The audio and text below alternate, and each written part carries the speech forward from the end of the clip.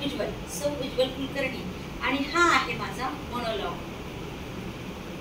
माझं कसं आहे, मी खूप घरांमध्ये काम केलेलं आहे, पण मी 6 महिने ते 7 महिने याच्यावर काही टिकत नाही। आता तुम्ही म्हणता असं का? अहो त्याला खूप कारण आहेत। तुम्हाला चित्रपट सृष्टीतले ते लंबू लंबू लंबू माहिती? लंबू नाव नाव नाव अमिताभ बच्चन, त्यांच्या इथे मी कामाला होते। काहीच मला काय म्हणून सांगताय? अहो मी त्यांच्याकडे स्वयंपाक बनवायचे, पण माझं स्वयंपाक बनवणं खूप सुंदर।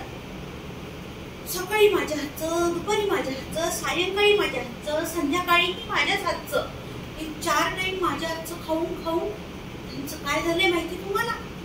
अहो अन्न कमी गेलं पोटात आणि बोट चाटू चाटू बोट चाटू चाटू बोट झाली ना पातळ, आणि मग त्यांना आला माझा राग, एवढं सुंदर जेवण का बनवते म्हणून दिलं मला काढून। असं आहे बघा, काढून कसलं मी सोडलंय। दुसरं सांगते, ती हिरोईन नाही का, मराठी हिरोईन, मराठी पिक्चर मध्ये असती। अहो तिचं ते विचारूच नका, मी तिच्याकडे भांडी घासायला होते, पण माझी भांडी घासणं म्हणजे एकदम चकाचक, आणि आपलं कामही कसं असतं, फटाफट खटाखट फटाफट खटाखट, अजिबात काही गलबत नसते आपली। मेरे को क्या बोली हो, सब जितना आईना है घर में वो सब बेच डालो। मैंने बेच डाला। और उसने क्या किया, मैंने थाली घासी, वो देख के मेकअप करती थी।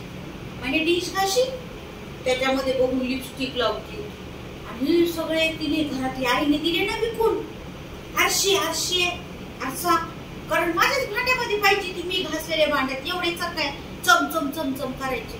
आणि काय झालं, त्याचं झालं ना ब्रेकअप।